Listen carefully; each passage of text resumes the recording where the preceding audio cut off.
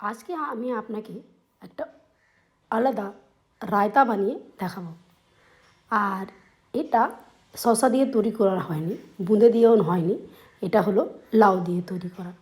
আর এটা খেতে খুবই টেস্টি, একবার অবশ্যই করে দেখবেন, আর পুরো হেলদি একদমই। তো এটা কিভাবে আপনি তৈরি করবেন সেটা আমি এই ভিডিওতে আপনাকে দেখাবো। আর ভিডিও যদি ভালো লেগে থাকে তো একটু লাইক করে দেবেন, শেয়ার করে দেবেন, আর আমার চ্যানেলকে সাবস্ক্রাইব করতে ভুলবেন না। তো এখানে আমি নিয়েছি লাউ। তো আপনি যে কোনো লাউ নিতে পারেন, গোল নিতে পারেন, ওই যে লম্বা সাইজে হয় সেটাও নিতে পারেন। তো আমি এর মধ্যে থেকে 1/4 নেব, পুরো নিচ্ছি না। তো 1/4 নিয়ে এটাকে আমি এভাবে ছাড়িয়ে দিয়েছি ছালটা। আর যেন লাউটা কচি থাকে, বুড়ো থাকে না। তো এটা ভালো করে ছালটা ছাড়িয়ে দিয়েছি, ধুয়ে নিয়েছি। আর এটাকে এইভাবে আমি কদ্দুকস করে নিয়েছি। কদ্দুকসটা যে করেছি সেটা একটা মোটা দিকে করেছি, পাতলা দিকে করিনি। তো এটা কদ্দুকস করে রেখে দিয়েছি। এখানে আমি 1/2 কাপের মতন জল দিয়েছি। আর জলটা কমই দেবেন, বেশি দেবেন না কড়াইয়ের মধ্যে। আর এর মধ্যে লাউগুলো আমি দিয়ে দেব। আর এর মধ্যে দিয়ে দিচ্ছি নুন। আর এটাকে এবার ভালো করে মিক্স করে এটা ঢাকা দিয়ে আমি আঁচটা জোরে করে দেব। আর এটাকে হতে দেব। আঁচটা জোরে রেখে দিতে হবে, কম করবেন না, জোরে আঁচে। এটাকে 5 মিনিট লাগবে আপনার এটা লাউটা হতে, বেশি সময় লাগবে না। আর এই দেখুন জলটা কতটা শুকিয়ে গেছে।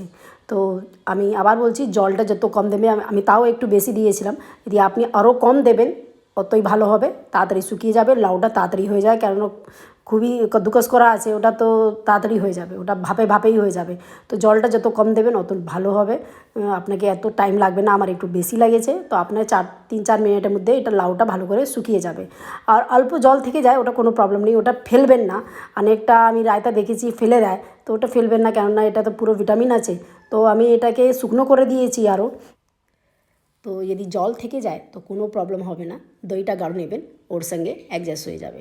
এখানে এই যে লাউটা আমি বাটিতে রেখে দিয়েছি ঠান্ডা হওয়ার জন্য। আর এদিকে আমি কিছু মশলা নিয়েছি, এটা মেন মশলা দেওয়ার জন্য। এখানে নিয়েছি 1/4 চামচের মতন জিরা, আর 1/4 চামচ নিয়েছি ধনিয়া, গোটা ধনিয়া। এটা একটু ভেজে নেব, ভেজে দিয়ে তারপর একটু দরদরা কুটে নেব। একদম পেস্ট করবে না, দরদরা একটু কুটে নেবেন। এখানে লাউটা পুরো ঠান্ডা হয়ে গেছে। আর এর মধ্যে এবার আমি দইটা দিয়ে দেব। তো এখানে আমি দই নিচ্ছি। তো দইটা আমি 1/2 কাপ থেকে একটু বেশি নিয়েছি, যা বেশি ज़्यादा নেই, একটু বেশি আছে। 1/2 কাপ থেকে আপনি নিজের ইচ্ছা মতন যত আপনি লাউ নিয়েছেন সেই হিসাবে আপনি নিতে পারেন। তো এটা ভালো করে আমি মিক্স করে নিয়েছি এর মধ্যে। আর আপনি দইটা যদি পাতলা করতে চান তো এর মধ্যে জল দিতে পারেন এই সময়, কিন্তু আমি গাঢ়ই রাখবো, আমার গাঢ়ই ভালো লাগে। এখানে আমি দিয়ে দিচ্ছি একটু হিং, এর ফ্লেভারটা খুবই ভালো আসবে। আর এর মধ্যে যে মশলাটা আমি গুঁড়ো করে রেখেছিলাম সেটা 1/4 চামচের মতন দিয়ে দিচ্ছি। একটু রেখেছি, ওটা শেষে আমি দেব। এরপর এখানে দিয়ে দিচ্ছি আমি কাঁচা লঙ্কা, একটু কুচি করে দিয়েছি, কম বেশি আপনি করতে পারেন। এরপর এর মধ্যে দিয়ে দিচ্ছি বিট নুন। আমি সাদা নুন ইউজ করছি না, কেন আগে লাউয়ের মধ্যে দেওয়া হয়েছিল। আমি অল্পই দিয়েছি বিট নুন, আর এমনিতে কাঁচা নুন খায় না, সেই জন্য বিট নুন দিলাম। আর যদি আপনি আগে দেননি তাহলে এই সময় বেশি দিয়ে দেবেন। এরপরে ধনিয়া পাতা দিয়ে এটা ভালো করে আমি মিক্স করে নেব। আর দেখতে পাচ্ছেন দইটা কত গাঢ় আছে। আর আবার বলছি, যদি আপনার লাউয়েতে জল বেশি থাকে তো এই সময় যে দই দেবেন তার সঙ্গে ভালো করে ওটা মিক্স হয়ে যাবে। তো এটা দইটা আমার তৈরি হয়ে গেছে এখানে। এরপরে উপরে আমি একটু যে মশলাটা আমি বানিয়েছিলাম সেটা একটু আমি এর মধ্যে উপরে দিয়ে দেব। এই দেখুন এইভাবে দিয়ে দিচ্ছি। আর দিয়ে দেবো একটু ধনিয়া পাতা, আর দিয়ে দেবো একটু চিলি ফ্লেক্স।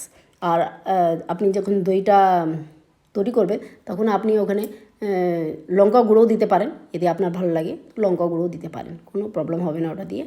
তো এরপরে একটু চিলি ফ্লেক্স এইভাবে দিয়ে দিয়েছি।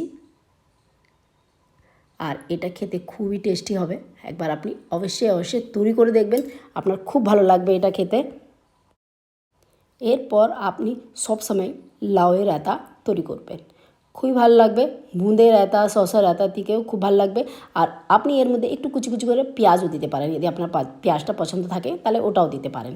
তো এটা দেওয়া ভালো করে মিক্স করে নিয়েছি। আর যদি ভিডিওটা আপনার একটু ভালো লাগে থাকে তো লাইক করবেন, শেয়ার করবেন, আর আমার চ্যানেলকে সাবস্ক্রাইব করতে ভুলবেন না। দেখার জন্য অনেক ধন্যবাদ। ভালো থাকবেন, সুস্থ থাকবেন।